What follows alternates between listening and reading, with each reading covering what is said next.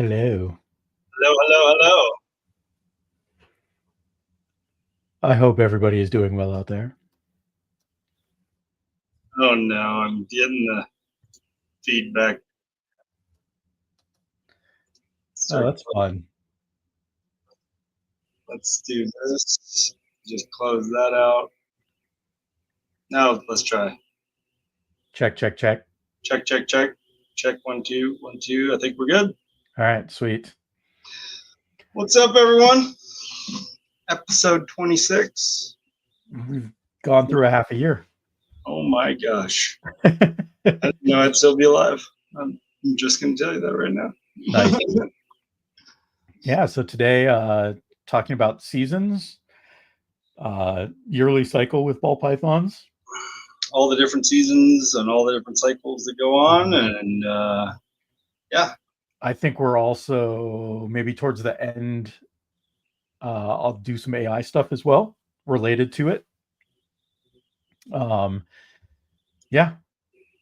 You want to roll the intro? Let's roll that. Roll the intro.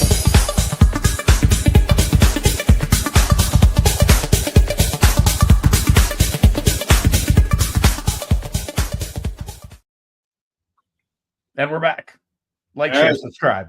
Like, share, subscribe, hit the notification bell. A couple shout outs real quick. What's up, Jay Slithers? What's up, Renee? Over on Instagram. There's Danny. Tariq. What up, Danny? Renee is on Instagram and YouTube. And Morbid Morphs. And then we got Selective. What up, everybody?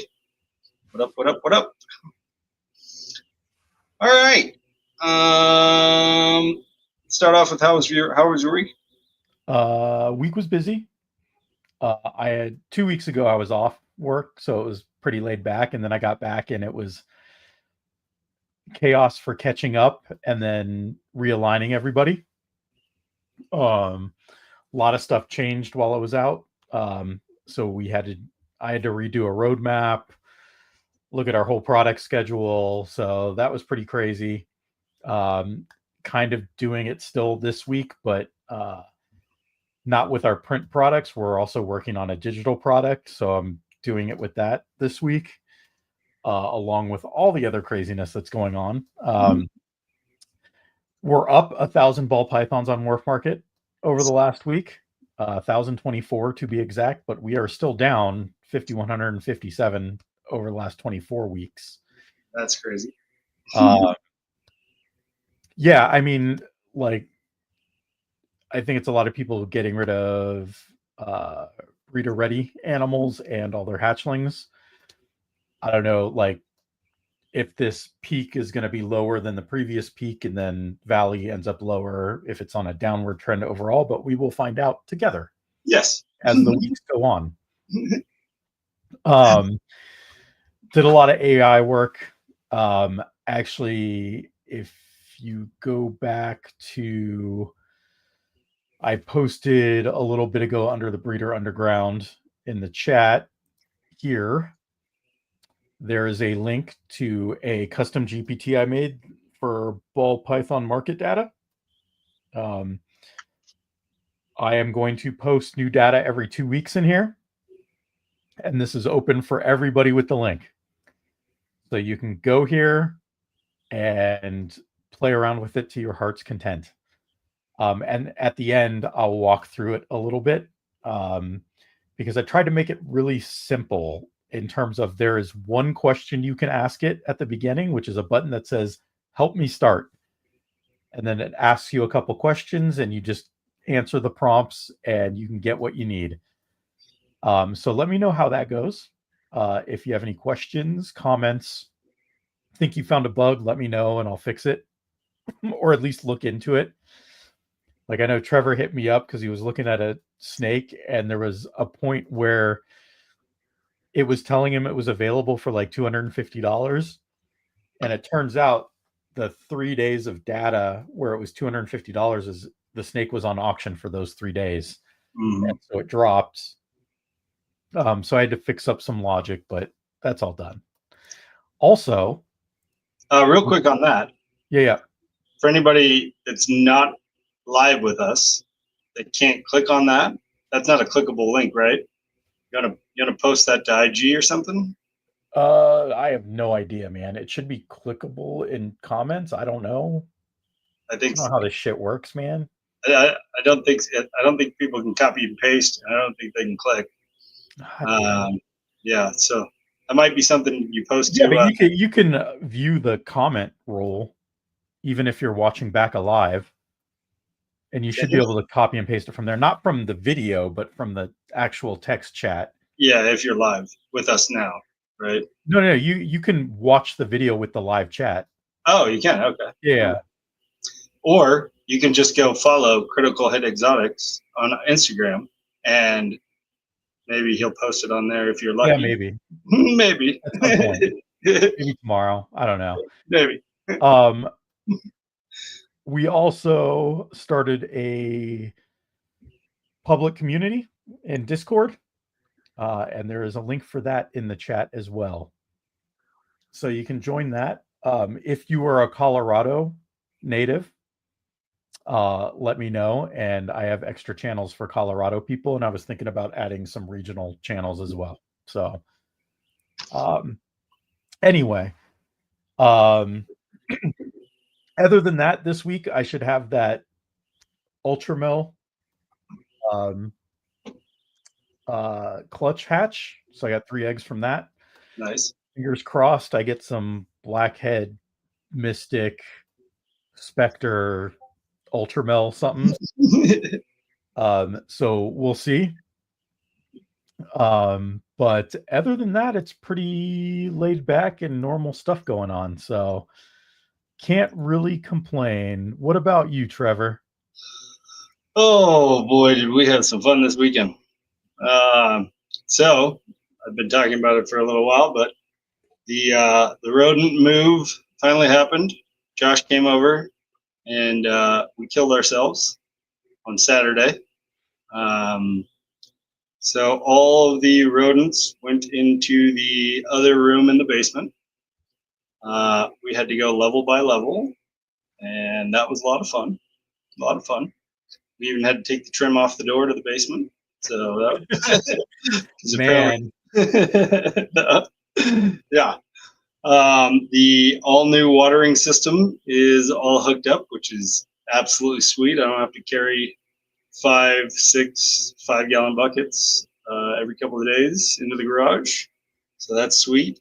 Ventilation system got moved over this morning because the smell was starting to get to me in the house. So it is all up and running. It's nice and even at a 75 degrees, which is amazing since it gets so hot in my garage. Like, it's insane.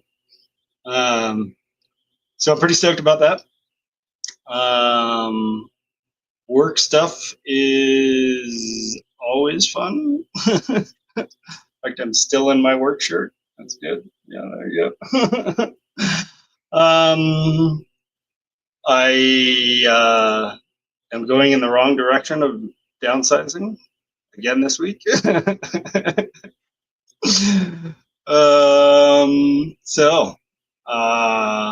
Yeah, it's been good.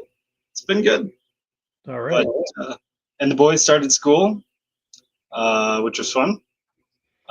Jameson not only started his first day of preschool on Wednesday, but it was also his birthday.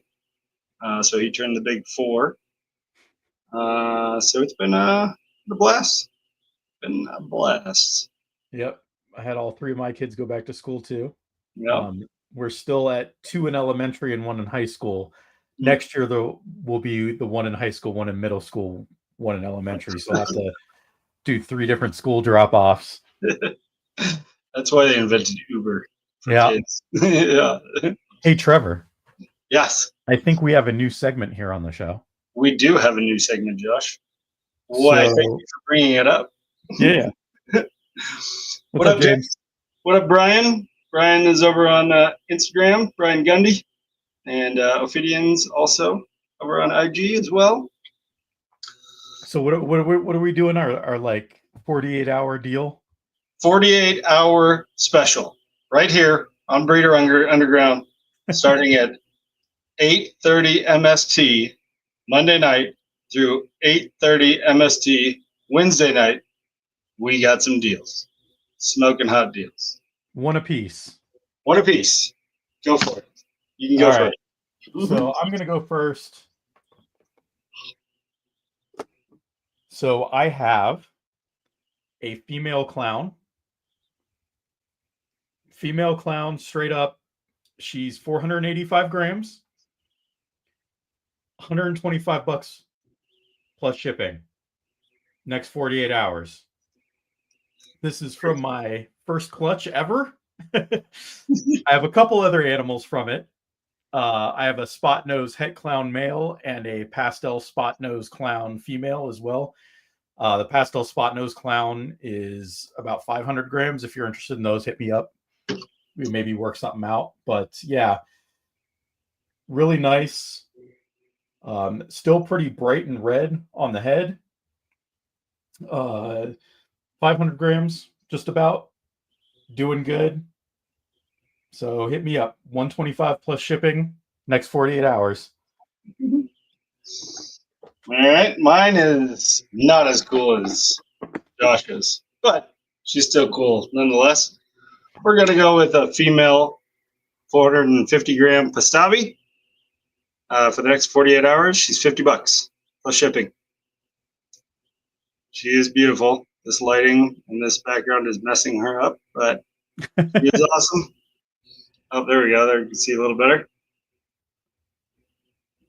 All right. And then obviously, if you are in Colorado, you don't have to worry about the shipping. That's right. So, but yeah. So, hey, our show tonight, seasons. Yearly cycle. What happens every year?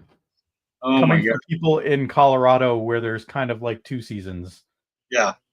Or all year long seasons. Yeah, right? pretty much all year long. So, Danny, there are certain things that I don't like AI for, but analyzing data, I definitely am going to use AI for. Oh, I should turn the comments on. There we go. Oh, hey, yeah, that's right. I forgot about that. Yeah. Yeah. The comment roll. That's right. All right, let's start with summer. That's like the beginning season for me, right? I consider this like the pre-breeding prep time of the year season. It's kind of late summer, early fall, right? So this is when I'll just run through some of my bullet points. We can chat back and forth. Yeah. This is when I start looking at the females and the males, looking at body conditions, looking at weights, looking at how old they are, see who's ready to go, and start making plans for pairings for the upcoming breeding season, right? I have not done it this year, but typically I will also move from a feeding schedule of the 1st, the 10th, and the 20th to 4 times a month on the females to get them starting to pack on some weight as well. And I'll do that for about 2 months, and I'll keep watching the body condition as well. The girls will, if they start packing on weight, you can tell. I'll also introduce a male just to introduce one. And then that helps them start packing on weight as well.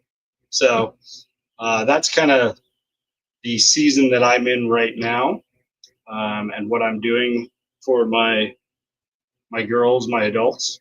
And yeah, that's kind of what I consider this season right now. Man, like my shit is all over the place. So what's interesting is like July, August for me is kind of like the in between where I have everything hatching or everything getting or I have a bunch of things getting laid. Yeah. So like end of June, July was where my first 4 clutches kind of hatched. Like actually end of May to July, my first 4 clutches hatched, and then end of June through July, I had 5 clutches drop. Mm, So it's kind of like, and then I know November, December, I'm gonna probably have about 5 more clutches there you drop. So it's like I have this weird in between. go. Mm, And I know I've heard a lot of people in Denver talk about that, where it's kind of like yeah, you get your first half of the year season and your second half of the year season. right. And I'm kind of pretty much pairing year round almost. Yeah. Um, so shit, I forgot what I was going to say. The other thing is because of that, I've gotten to the habit where I'll have a female lay and I record that date and I kind of leave her and just keep her on the normal feeding schedule for at least 6 months. Mm, And then when she gets back to at least the same size and it's 6 months later, that's when I usually start thinking about pairing her and finding out, well, which male do I have right now that isn't going to a bunch of other females that has the bandwidth? So it's really weird. Like, I like, we put the episode together. I called it seasons, but it's like, I don't really have a season. It's kind of year round. I mean, Um, I definitely have some girls that are off the beaten path season wise, right? And I ultrasound, all the time. So I find that some girls are just going to do what they do, and that yeah, happens, right? But the majority of mine um, are on this kind of seasonal yeah, cycle, right? So, which I like, also because of the fact that um, I know when all the hatchlings are coming, and the great thing about breeding your own rodents, like this is also, it's funny how it works out where um, the rodents are going to have like an uptick in production right when the hatchlings come out. So I like that, right? When it gets colder out, and well, it might not be the same now that I'm in the basement and the temperature is going to be stable. But when it was in the garage, when it got colder in the winter, slowed down, and the production wasn't as craziness, right? And then in the summer it would pick up, and that's when all the hatchlings came out anyway. So that's when you need the production to go up also, right? So that kind of worked out well. We'll see how it goes now that it's all moved, but yeah. um, I did kind of like that. So, and then I just kind of, depending on when they're ready to go and what males are available, is kind of how I figure out my pairings. Mm, Like I know, like I have a set of males that are like my Dreamsicle project males, and there's like 4 of them. Then I have my set of males that are my Hypo Clown Batman project, mm, and it's whatever one has a free slot, so I'm not overdoing it. mm, And then I have the kind of potluck stuff that I've gotten into because I have the Ultra male, the puzzle male, that's kind of like to mix and match with other stuff. right. Then I have some stuff that it's like, well, I don't know why I still have it. Well, you can bring it on for the next episode. Yeah. No, I mean I have the first snake I got was my Enchi Lemon Blast male. Yeah. And it's like I don't use him for anything. Had no plans to use him for anything, but I keep him because he was my first snake that I got when I got back into reptiles. Yeah, I gotcha. So, but yeah, but Uh, I definitely have a list of like, okay, in an ideal situation, because you were talking about how like right now is the time where normally you would like plan out your season for who's going to who.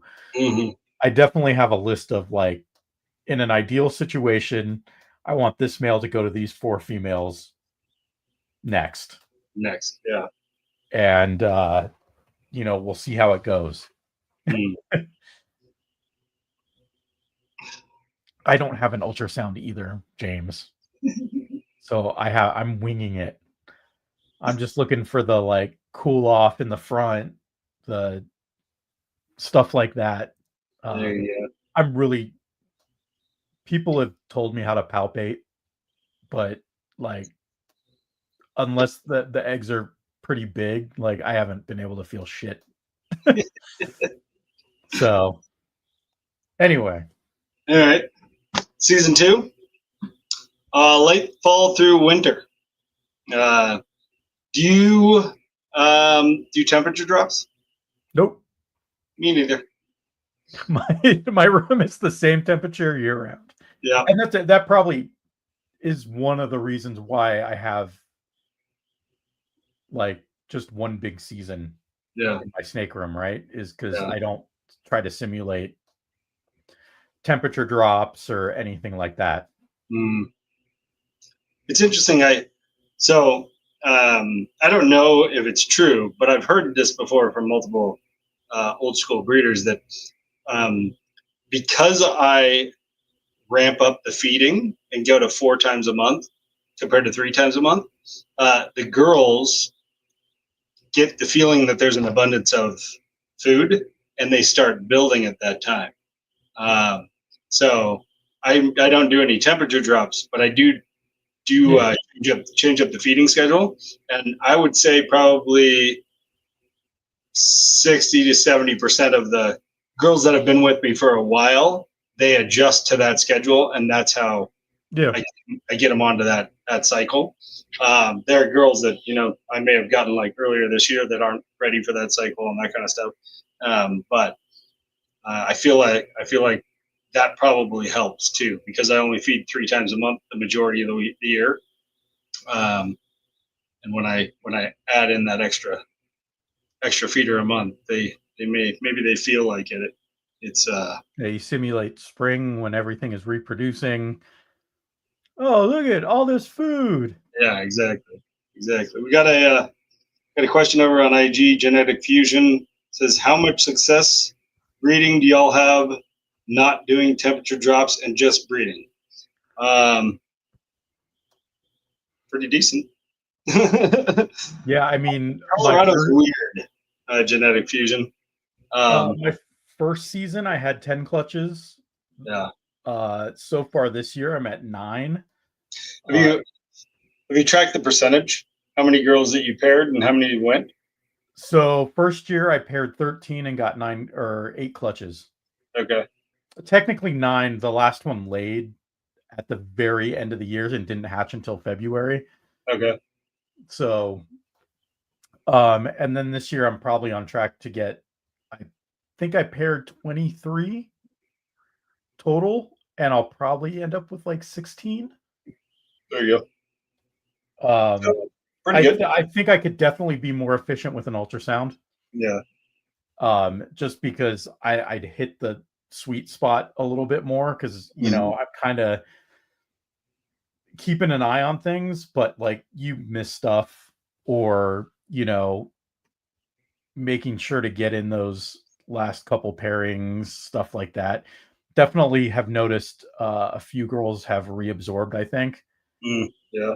Just because you see them balloon up and they give you all the signs, and then all of a sudden they start thinning out, and you're like, fuck. Yeah. So I bet you increase that percentage with an ultrasound.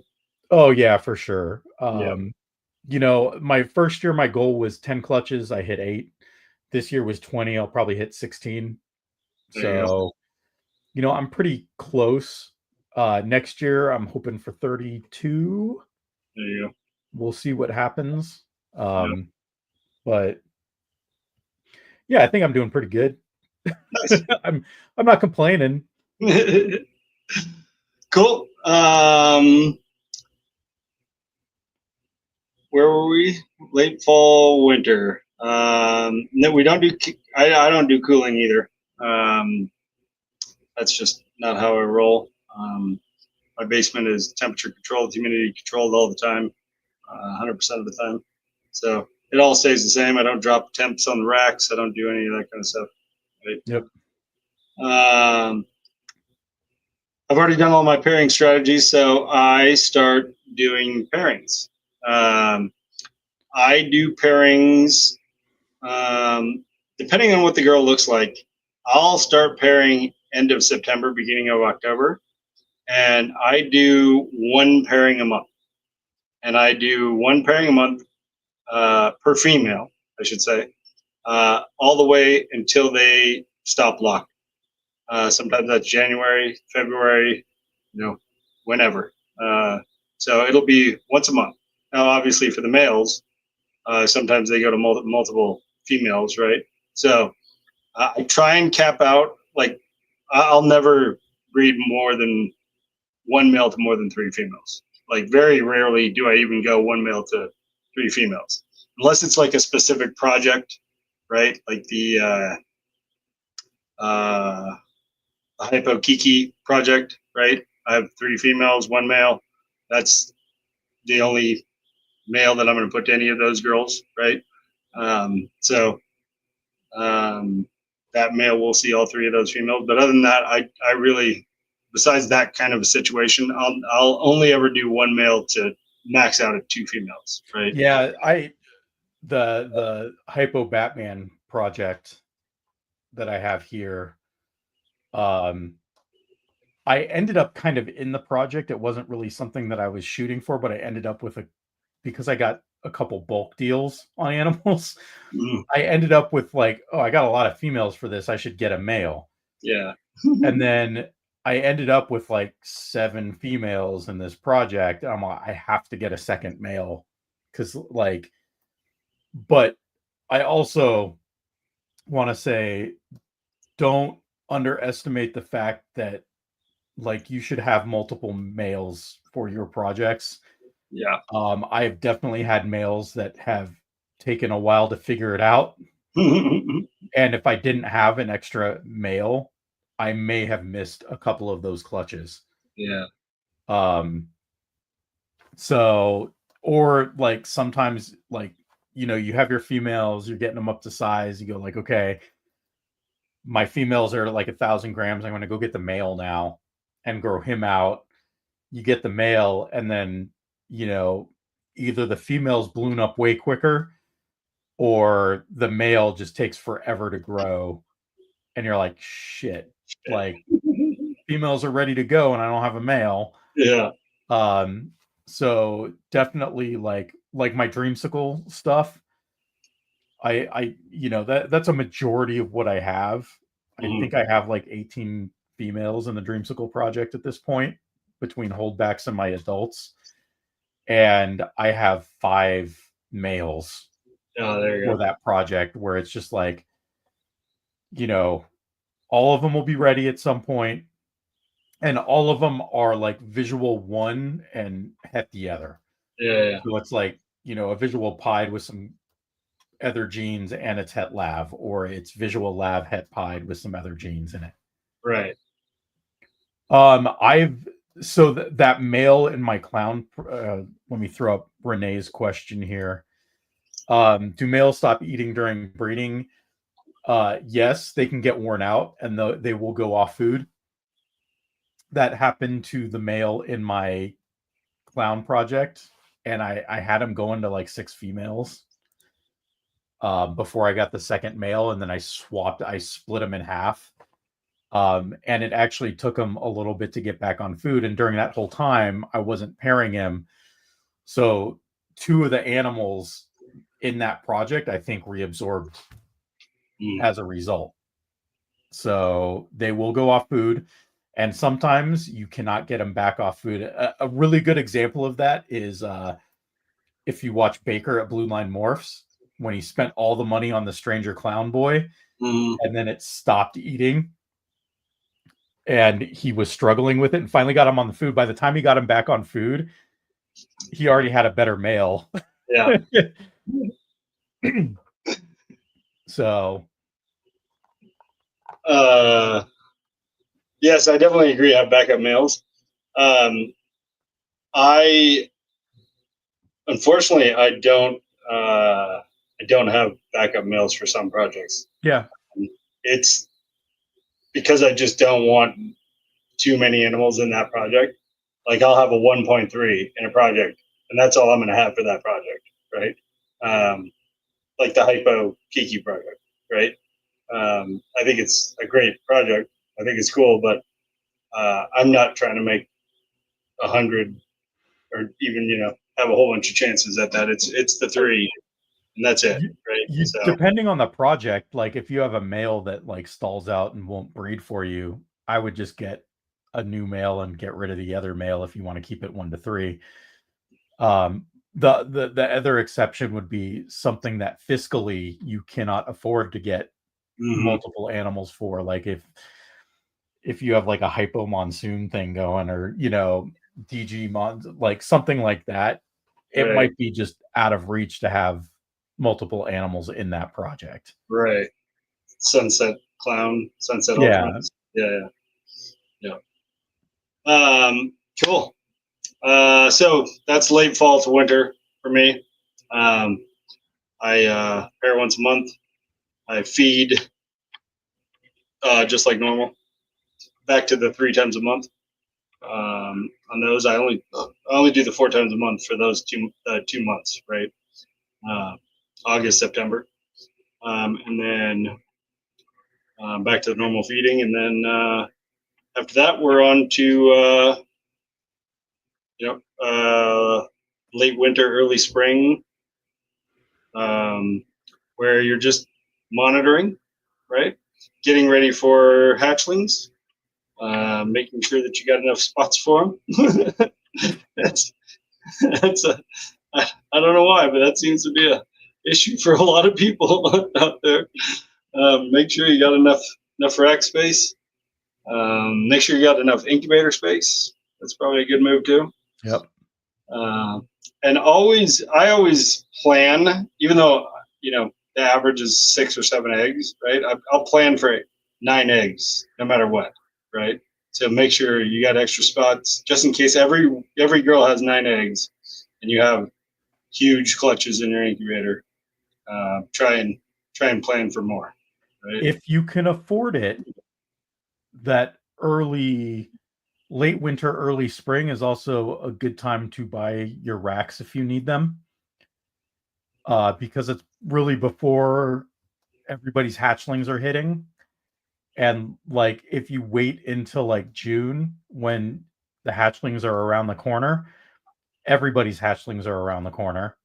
And people like Animal Plastics, ARS, Freedom Breeder, they may have too many orders than equipment that they can send out.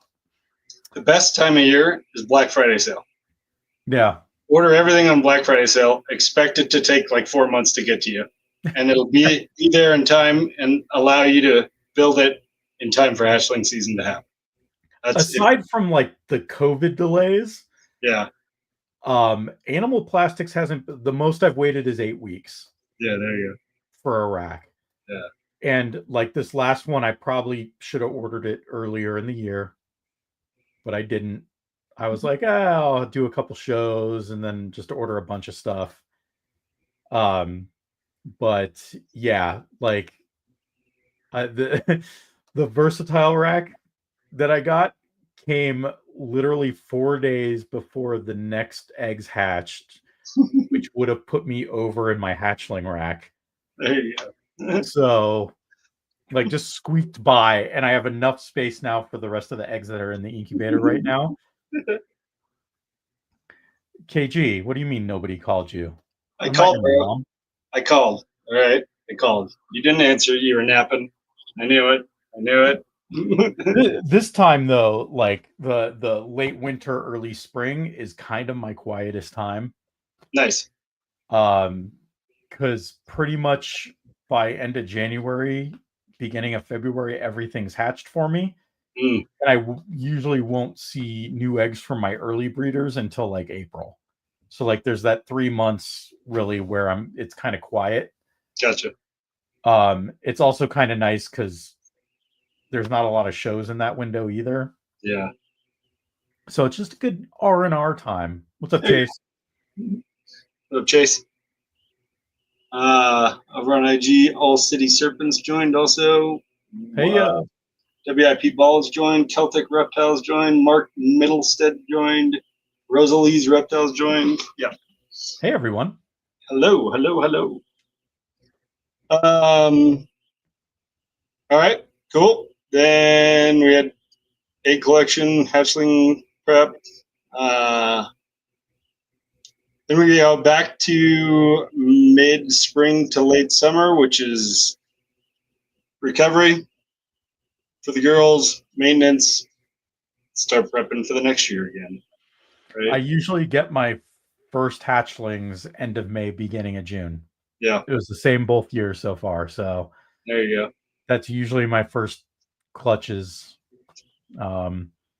So what was it last year? Was that the clown girl that I just showed? Mm, I think she hatched on May 26th, 2024.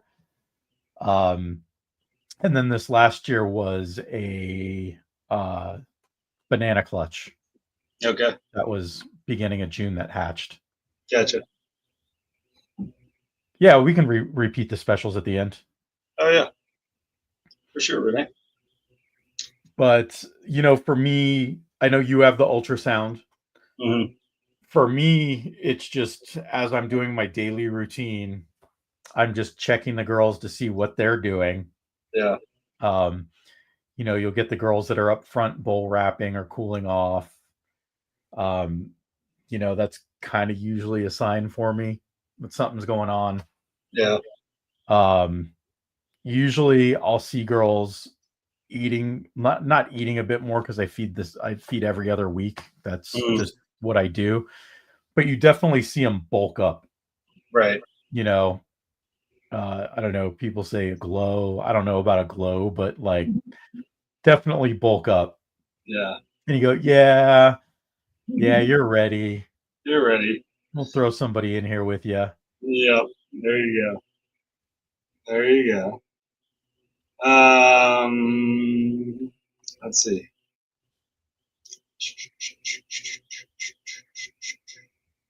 I think that's pretty much it. That's the cycles and the seasons of the adults. 38 minutes. Yeah, no, we're not going to get into all the rest. Cool. I had bullet points for sub adults and all that kind of stuff, but yeah, let's rock and roll on some AI. Sure. So I put together this I'm free grabbing group another based monster. on market data. What's up? I'm grabbing another monster. Oh, yeah, that guy's addicted to Monster. Um, so the link is at the beginning of the chat somewhere. So if you look in the chat, scroll up. I posted as Breeder Underground. You can get it there or hit me up. I can give it, or I'll probably make a post on Instagram or something about this. So if you follow me on Instagram, Critical Hit Exotics, you can find this. Or just DM me and I will send it to you. There you But this is free for anybody that has the link. I scrape morph market data. I am going to be posting dumps of data every 2 weeks on here. So every 2 weeks it'll get updated. There is a dump from this morning up there and one from August 4th. So the last 2 weeks are up here. We did the AI episode. If you haven't watched that, go watch that. It's still, we got a couple comments saying it was over people's heads. There's a lot of people that aren't technical that are trying to figure this out and utilize this to their benefit. So I've made this one pretty simple. There's just a thing in the middle here that says help me start. go. And if you click that, it'll prompt it to go perfect. Hey, I have 2 fresh morph market data sets from August 4th and 18th. And then it asks you what you want. And there's 5 things you can ask it for. You can go off the rails if you want, that's fine. Mhm. But I wanted to make this simple for people that don't understand this, that they could just pick one of 5 things. How it relates to tonight and talking about seasons and breeding is one of the options is pairing planning. And what it says here is if you share your breeding males and females, I can project ROI, clutch values, and highlight strong and weak pairings. So I just so happen to have some CSV files, which are basically just spreadsheets with my breeding males and females that I can drop in here. And here are my animals. So it just gives you the list of everything that's in the spreadsheet. And it says, great. And I can do this a couple different ways for you. I can just give you straight, based on the data that I have and your pairings and your possible outcomes, I can give you an ROI for your pairings and give you pairings that you should do based on ROI. These are the best things that you can do financially. With the best. What's that? Is that with the best outcomes, or is that average ROI? It's going to be average. Okay. No, this is the only thing that I typed in was, here are my animals. This is all the AI response. Gotcha. What up, Leica? The other thing that you can do is say, I don't care about ROI. I care about my project. So, like, I want dreamsicles. Tell me how I should pair to get dreamsicles as quick as possible. Yeah. And it'll prioritize that over the ROI. Gotcha. But it's also asking you other things. How many females do you usually pair to a single male? Because it wants to know how many times it can use a male. And then, are you concerned more about hitting specific gene combos or overall ROI? Mm-hmm. So you can go like, I pair a single male to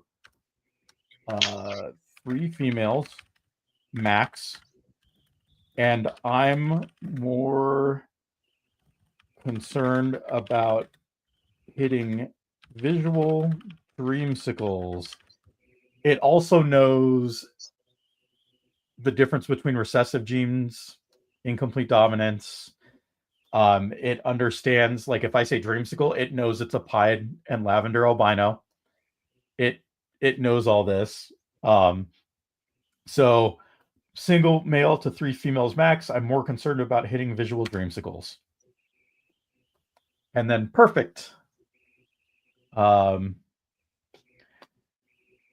your main goal is hitting visual dreamsicles, lavender albino times pied combo, and I didn't tell it that, it knows that. Get that out. Here's the approach I suggest, and it gives you what it would do. And then asks you, do you want me to start scanning your males and females for this? Yes, give me a pairing plan. There you go. What up, Jamie? Over on IG. And it's going to take a while because it has to go through data and then sort through everything. So it is now taking, so it's got my males on the left, females on the right, and it's saying, okay, my yellow belly lab het pied male. It says I should pair it to the GHI TSK exanthic het lab. So possible triples or working towards triples here. Visual lav double het. Yellow belly lab het pied to a yellow belly het lab. That's a little weird. Yeah. So I got to figure out why it did that. No ivory. What's that? No ivories, please. Yeah. Yellow belly lav het pied to butter specter het lav. So I actually kind of pretty much did that pairing. Yeah. Last year. Very cool, bright animal. Though I know if I hit the pied version of that, I hit the lavender version, which is fucking awesome. Yeah. I know if I hit the pied, it's going to be like an almost all white snake. Right. So a few errors here. So what I would do here is don't pair yellow belly to yellow belly. You will make an all white snake. And what I can do is, as I find these things that it does, I can actually teach it about the yellow belly complex and say, hey, this is how this complex works. you can do yellow belly asphalt, yellow belly spectre, yellow belly gravel. Don't do yellow belly to yellow belly unless the user wants you to. Right. And you may want to prompt the user for that. Say, are you okay doing yellow belly to yellow belly? Mm-hmm. If you see males and females with yellow belly. Mm-hmm. They say no, don't do that pairing. And I'm going to ask it to update the pairing. There you go. And it's actually telling me it's going to think longer for a better answer. And it's updating the pairing plan. To anybody that's coming in right now, this is a GPT that Josh put together that you guys can get from Josh, and this is literally something you can use for your pairings to figure out ROIs and make a pairing plan and all that. Just let everybody over on IG know. Yep. And I'll refine it over time as people find stuff. So it's going to go through and eliminate all yellow to yellow belly pairings. He just posted an update. If you are ready, I can run a visual dreamsicle odds plus 6 egg RO. So it knows an average clutch is going to be 6 eggs. And it's going to split the comp male and female. So it's actually going to look for male prices and female prices separately to give you a somewhat reasonable comp. Mm-hmm. Give me an ROI on dreamsicle clutches in my pairings. Oh God, I butchered that typing. Yeah, that's what happens when you try to type fast. So it knows 6 eggs. Is it basing the ROI on 3 males and 3 females?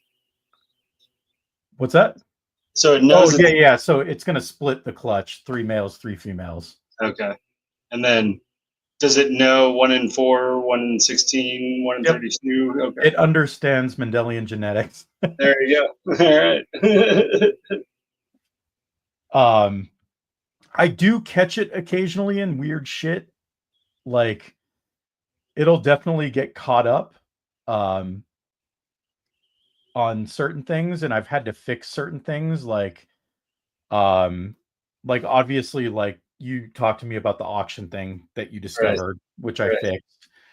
Obviously, I got to fix some of the complex stuff. Mm-hmm. I'm kind of curious if it knows not to do spider to spider. Like lethal combos. Yeah. So after this is done, I'll ask it like, hey, if I have a spider male and female, can I pair them and see what it does?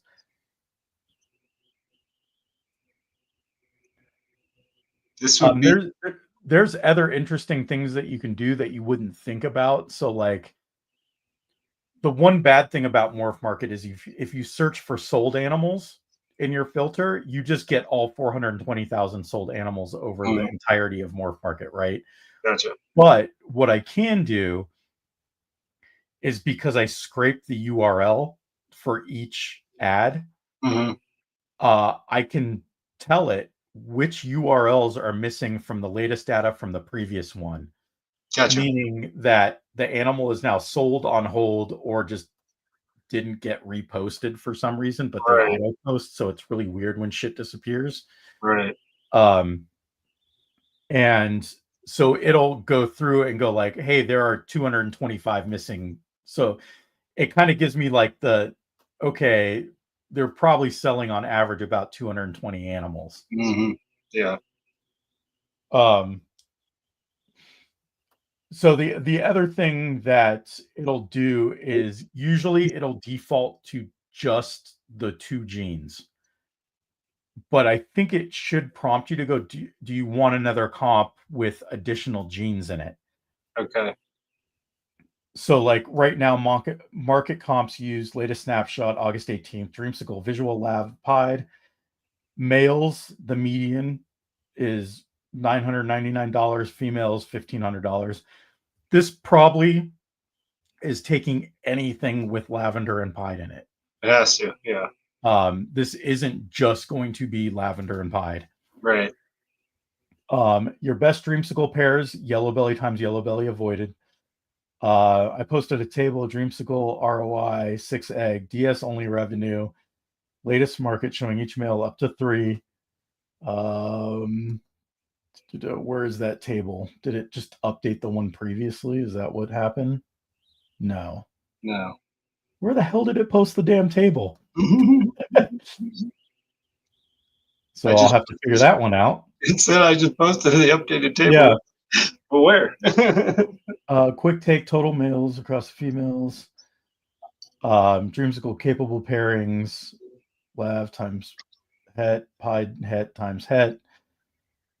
Okay, I think what this is doing is just telling me that there are 2 pairings for each of these that would make good ROI animals.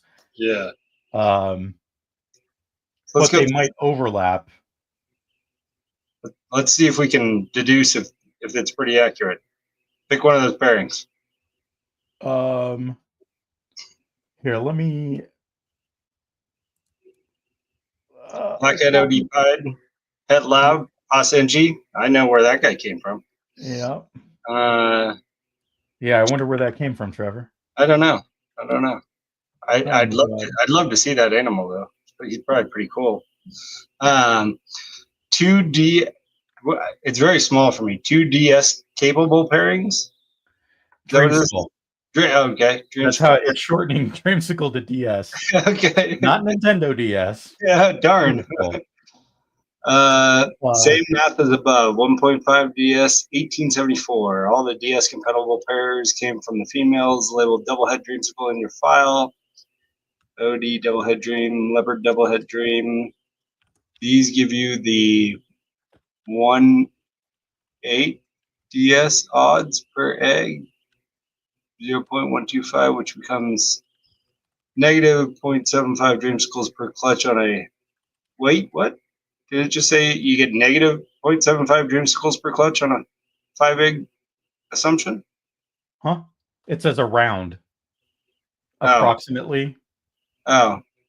I can't read it. It's so small for me. No, yeah. So what should I pair my Blackhead OD Pied Het Lab Os-NG to for the best ROI? Give me a possible ROI for the entire clutch.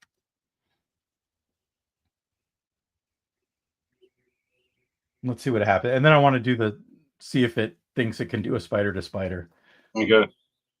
Didn't parse cleanly from the file naming. Oh, damn it. I bet it doesn't like the parenthetical statement of possible NG. Yeah, I gotcha.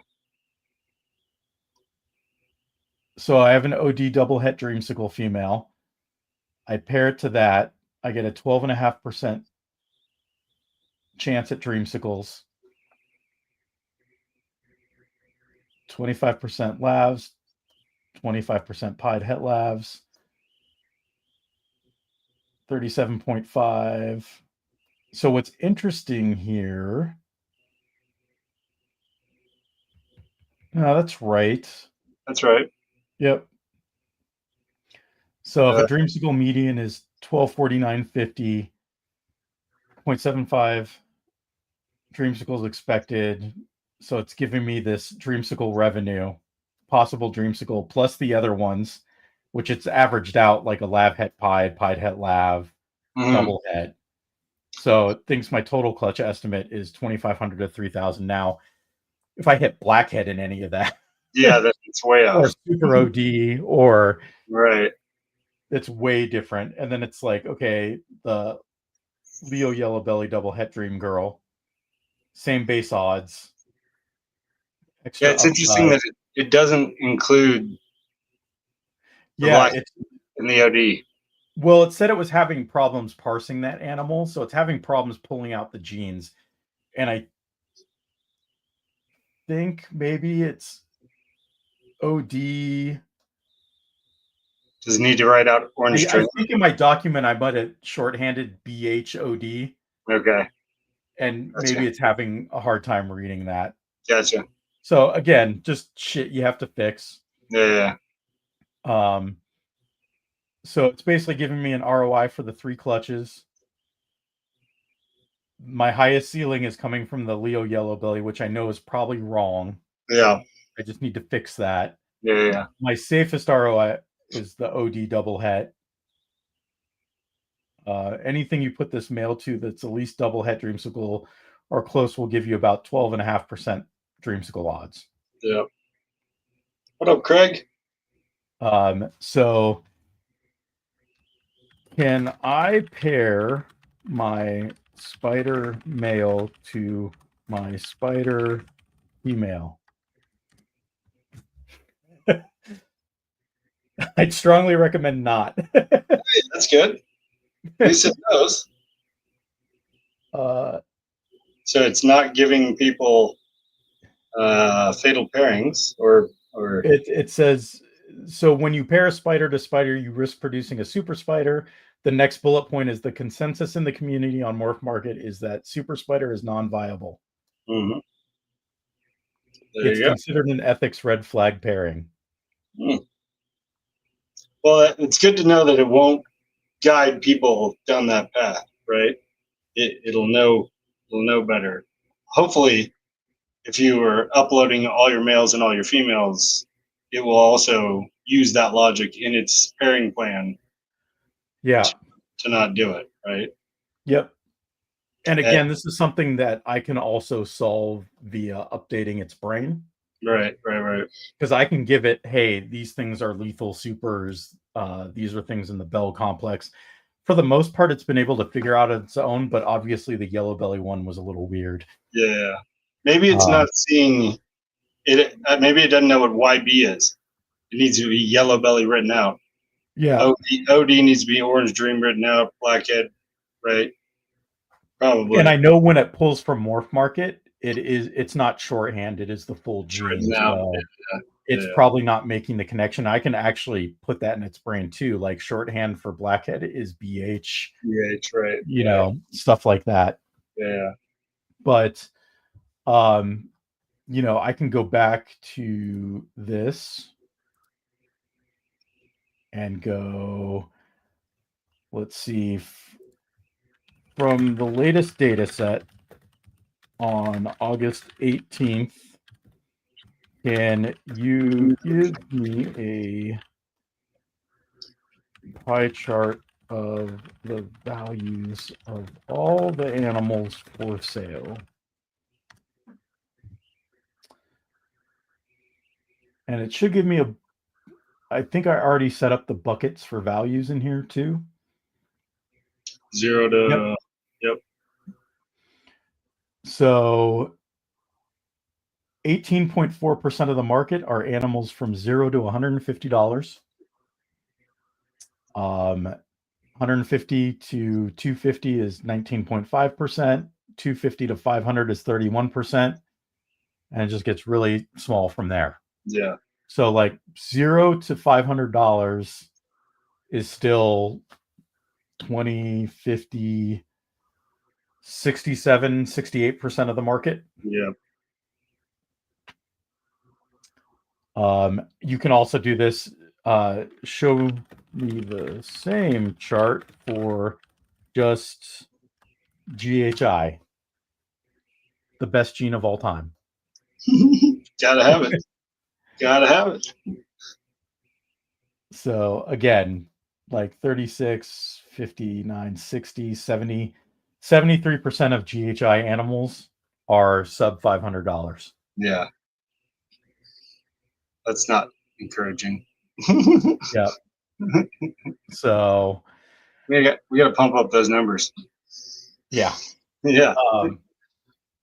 So anyway, have fun, play with it. If you're seeing this later or now and aren't sure how to get access, Critical Hit Exotics, hit me up on Instagram. And I will respond probably pretty quick because I work from home. Mm-hmm. And, you know, even when I am in meetings and stuff, I usually have Instagram open or Discord open. So anyway, yeah, have fun with it. Yep. Specials once again. Josh has a clown. Oh, yeah. Here, I'll just show the fucking thing again. There you So the special for the next 48 hours until Wednesday at 8:30 p.m. Mountain. I have a clown female, well started, almost 500 grams, $125 plus shipping. Again, hit me up on Instagram if you're interested. And I have a 450 gram Pastavi female. Let's see if it's showing up. Very nice looking Pastavi female. $50 Plus shipping. plus shipping.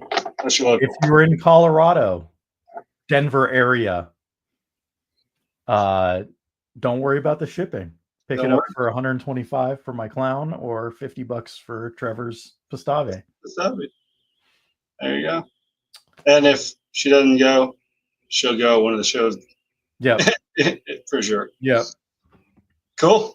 Anybody else in the comments have any questions, comments? Check over on IG.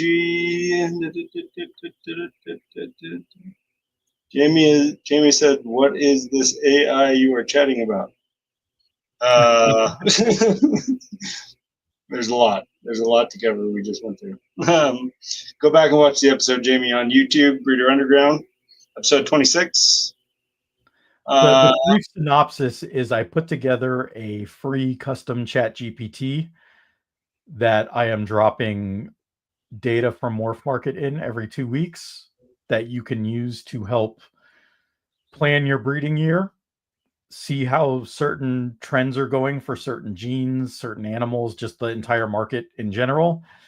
And we did an AI video that you can watch back end of June, I think. I think so. And you can watch that, or you can rewatch this episode for just this free version. And just hit me up for the link. Critical Hit Exotics on Instagram. And I will be more than happy to share said link with anybody that hits me up.